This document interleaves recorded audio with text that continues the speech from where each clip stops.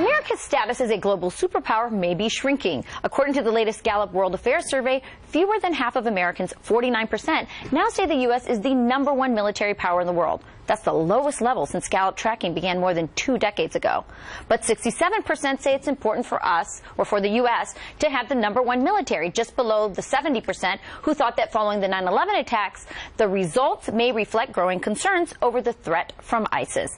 So, General, my husband happens to be a member of Congress. He's told me that he thinks the scariest thing he's learned since being there is just how underfunded and actually how old some of our weapon systems are. Yeah, this is something that we haven't done a very good job in educating the American people on.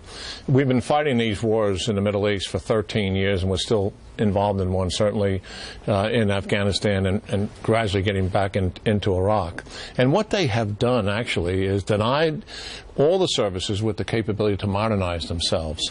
And because the current administration, as the war was downsizing, they believe now is the time to cut the military budget after a war is over, which has been done after other wars to include the end of the Cold War. That actually was the wrong thing to do, given what had taken place and given our world responsibility. So that's a little secret that's not well known. Secondly, sequestration has been deadly. Absolutely deadly, because it's kneecapping the military. Right now it's on pause, and hopefully it stays on pause. But the Army, Navy, and Air Force are going back to World War II numbers, which makes no sense. Even though we have technological advantage over World War II, numbers have a quality all of their own. Right. And we cannot ignore it. Numbers of ships eventually matter, numbers of airplanes eventually matter, and number of troops eventually matter. And the American people sort of understand that. Yeah. So this has been wrong for some time, and we've got to fix it. I don't believe it's going to get fixed until we have a new president. Well, and it's interesting, Andrea, this poll talks about the morale. I mean, the last time we saw this low of morale about our military, and frankly, I'll say within the military, was around 1980. My dad was a military guy in 1980. He was a Reagan Democrat, voted Democrat his whole life, cast his first vote for a Republican in 1980. Do you think that this is what's going to happen in this? I mean, what are the political ramifications of a poll like that? I think that the military is frustrated. I think the general can probably speak to this, more in depth. But I think they're frustrated with the rules of engagement. They feel like the military policy is coming out of Valerie Jarrett's office and Susan Rice's office, which the two of them have zero experience in the military. General, how frustrated is the Department of Defense with what's going on? Do they feel frustrated right now with the White House?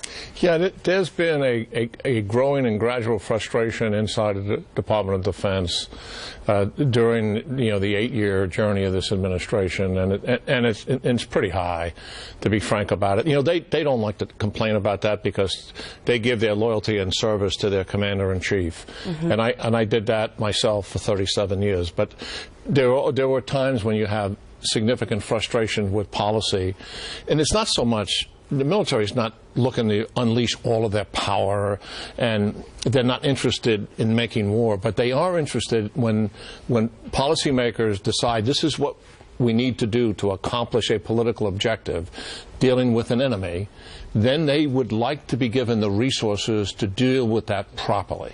And that is at the heart of this frustration. And then let them do the planning and develop the military strategy on how to do that.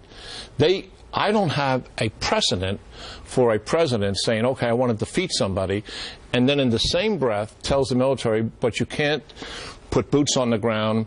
We're going to have limited use of air power because I don't want a single civilian casualty. And he puts all of those restrictions. In my entire experience, I have no precedent for something like that. Wow. Wow. All right, General. Thank you. It's something that we haven't seen since the Vietnam War. The percentage of first-year college students who say that they lean left. So what's behind it, and what could it mean for 2016? There's something happening here. What it